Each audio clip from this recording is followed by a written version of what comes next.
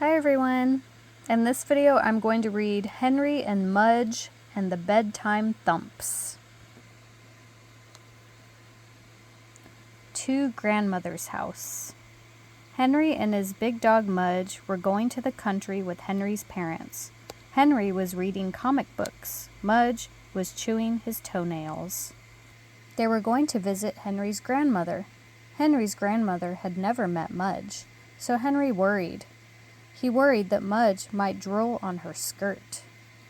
He worried that Mudge might eat her coffee table, but mostly he worried that Mudge might have to sleep outside. Mudge had never slept outside before, and if Mudge slept outside, Henry would be alone, trying to sleep in an empty room in a strange house in a dark yard in the country. Henry read his comic books and worried. The longer he rode, the more he worried. Soon he began to bite his fingernails. Chew, bite, spit. Chew, bite, spit. Henry bit his fingernails. Mudge chewed his toenails, and the car drove on. Hello, sweetie. After riding for a long time, Henry and Mudge saw the grandmother's house. It had a bird bath and a garden full of corn.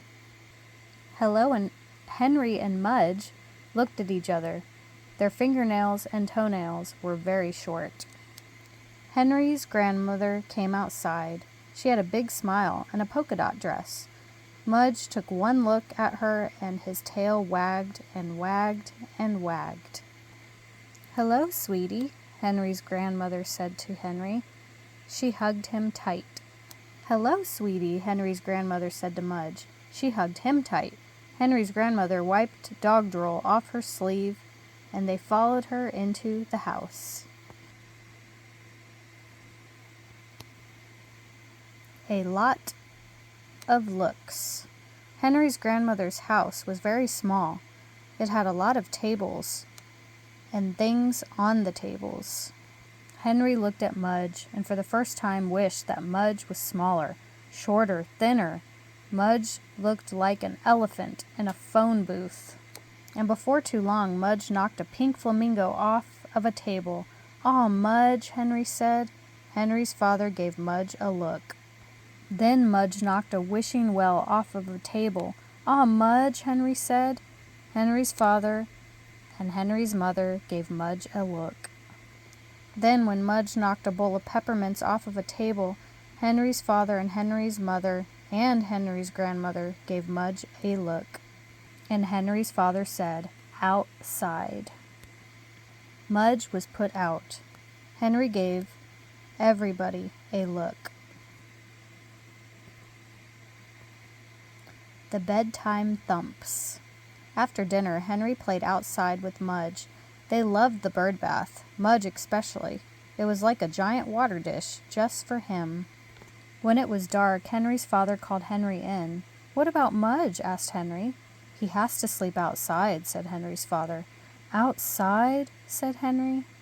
Henry looked at Mudge, sitting in the dark country yard. Henry was afraid. He was afraid Mudge would be lonely. He was afraid Mudge would be sad. But mostly he was afraid Mudge would be asleep if Henry needed to be saved from a bear, or a bobcat, or a giant moth, or a mouse.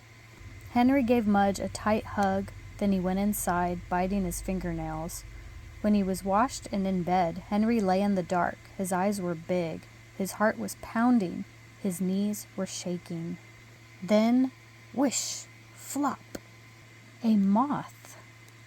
Henry jumped out of bed. He ran to the front door. "Mudge!" he called out in a loud whisper. Thump, thump, thump. Mudge wagged his tail from under the porch table.